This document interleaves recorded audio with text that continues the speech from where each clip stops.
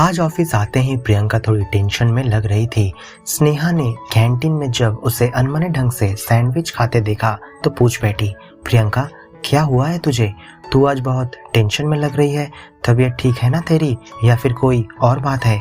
मैं पूरी तरह से ठीक हूँ, मुझे कुछ नहीं हुआ है, पर रिजू बीते कुछ दिनों से अस्वस्थ है, ठीक से कुछ खा पी नहीं रहा है। रिजू प्रियंका और अनिल का एकमात्र बेटा है। अपने 5 वर्षीय बेटे को लेकर वे दोनों बहुत ही चिंतित हैं। क्या हुआ है, मुझे एक बात तूने बताया क्यों नहीं?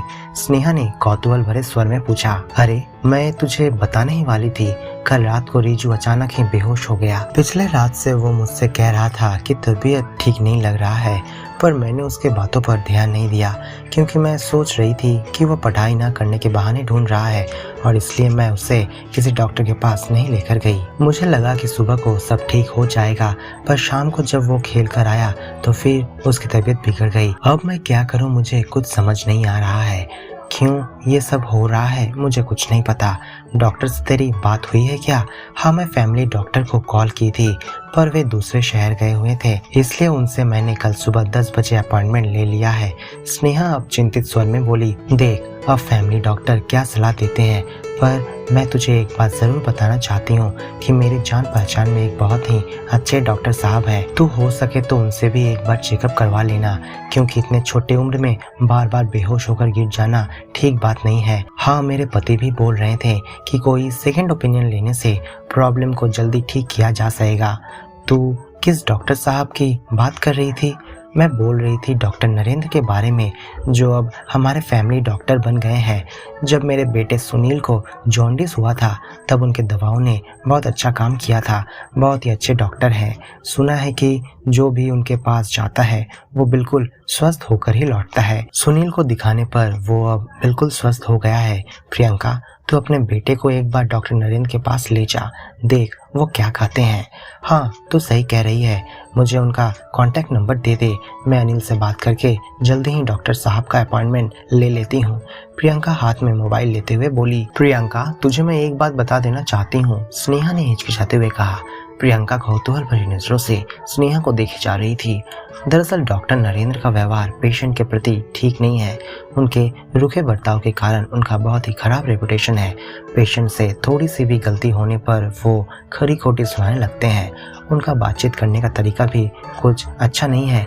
उन्हें देखकर ऐसा लगता है कि वो हमेशा गुस्से में है। जो दवाइयाँ वो लिख कर देते हैं उसके सेवन में अगर कोई भी भूल चूक हो गई तो वो बहुत ही बुरा बर्ताव करते हैं। नहीं, भूल चूक का तो कोई सवाल ही नहीं उठता है।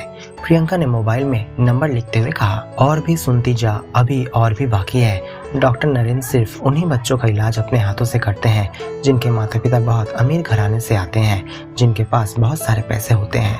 मतलब मैं कुछ समझी नहीं, वे अपने हाथों से कम पैसे वालों को चिकित्सा नहीं करते हैं। पर फिर भी तू उन्हें एक अच्छा डॉक्टर कह रही है। प्रियंका बहुत ही आश्चर्य में पड़ गई। हाँ, सच में डॉक्टर नरेंद्र बहुत ही अच्छे चिकित्सक हैं, पर जिन लोगों की आर्थिक स्थिति अच्छी नहीं है वे उनके इलाज अपने हाथों से न करके वहीं पर उनका एक दूसरा सीक्रेट चेंबर है जहाँ वे बच्चों को इलाज के लिए भेज देते हैं।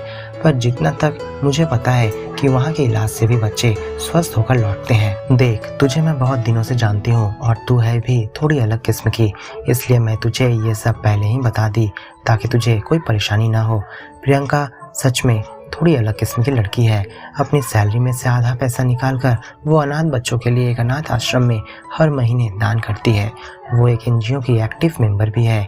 पति एक मल्टीनेशनल कंपनी के मैनेजर पोस्ट पर कार्यरत है।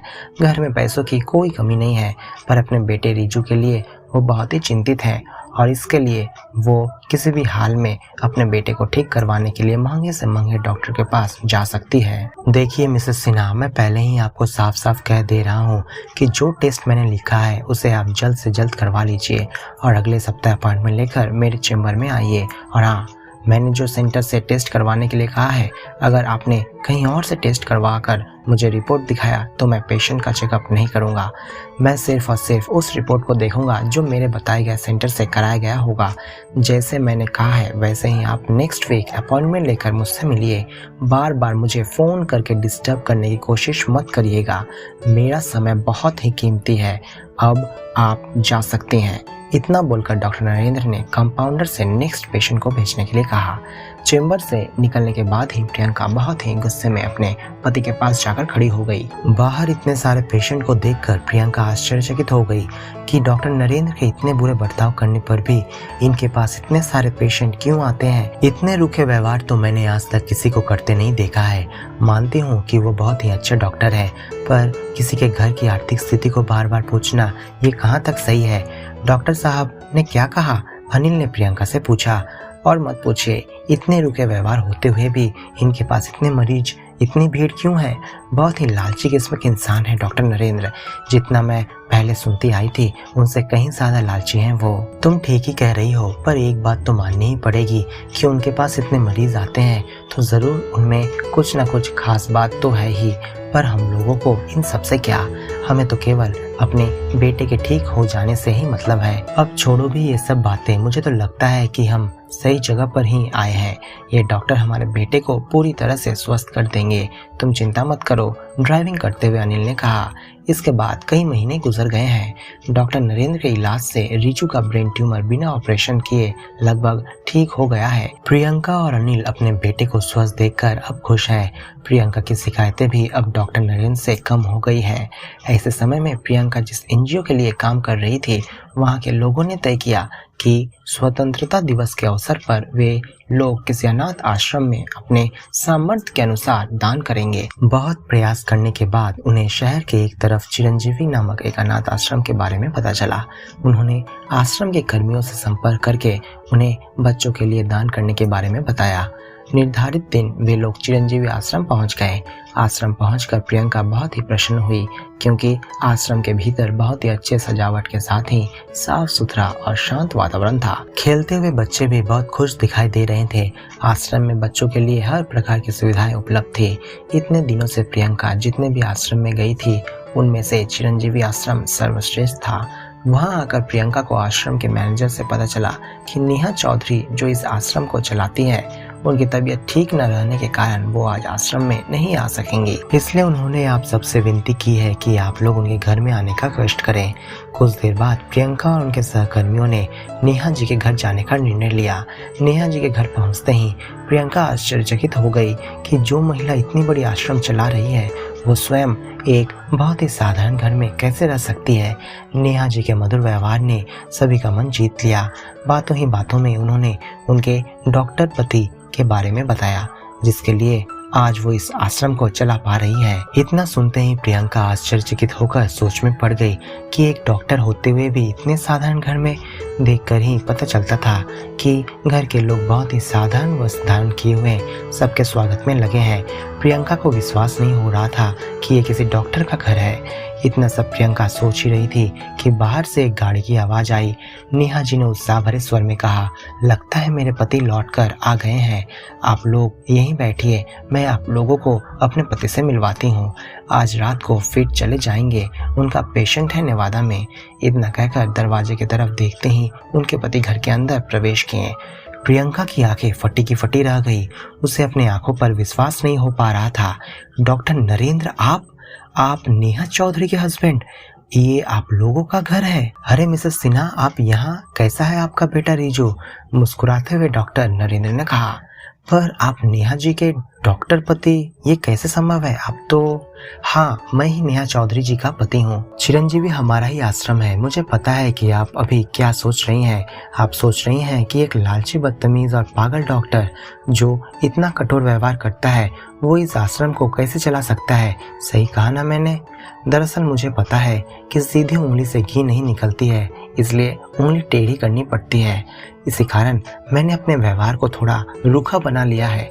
बचपन से ही मैं बहुत गरीब परिवार में रहकर किसी तरह बड़ी मेहनत करके इस मुकाम पर पहुंचा हूं।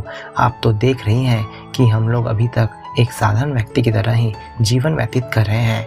मैंने हर समय समाज सेवा करने की कोशिश करी है, इसलिए मैं सिर्फ और सिर्फ कुछ अमीर पैसे वालों से पैसे लेकर उनकी चिकित्सा करता हूँ और उसी पैसों को मैं गरीब बच्चों में दान करता हूँ, जिसे सच में ज़रूरत है। क्या मैं बहुत बड़ा अन्याय कर रहा हूँ मिसेस सिन्हा? जिन बच्चों को आपने आश्रम में देखा है उनमें से अधिकतर बच्चों को मैंने रास्ते से उठाकर इस आश्रम में जगह दी है। क्या ये सब करके मैंने कोई बड़ा गुनाह किया है मिसेस सिन्हा? और जिस लैब में मैं टेस्ट करवाने के लिए सबको कहता हूँ वो लैब भी मैं चलाता हूँ और वहाँ से आए पैसों से चिरंजीवी के अनाथ बच्चों का भरण पोषण होता है। और जो मैं कम पैसों वालों को चिकित्सा न करके उन्हें दूसरे चेंबर में भेज देता हूँ। पता भी है कि मैं ऐसा क्यों करता हूँ? क्योंकि वहाँ पर दूसरे चेंबर में बैठे डॉक्टरों का भरण पोषण हो सके, ताकि उनका घर भी चल सके, वह भी अपने बच्चों को अच्छी शिक्षा दे सकें।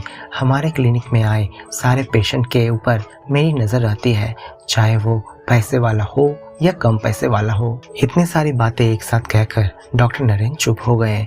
वहाँ पर खड़े सभी लोग आश्चर्य से एक दूसरे को देखने लगे। प्रियंका की आंखें नम हो आई।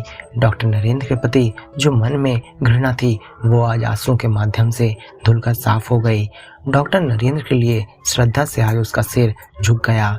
सच में एक इंसान को पहचानना बहुत ही मुश्किल है। डॉक्टर नरेंद्र तो साक्षात शैतान का मुखौटा पहने हुए एक भगवान है। शायद मेरे जैसे न जाने कितने लोगों ने उन्हें आज तक गलत ही समझते आए होंगे। ये सच है कि इस संसार में हम तब तक लोगों को पहचान नहीं सकते जब तक हम उनके बारे में हर तरह से अवगत न हो जाएं।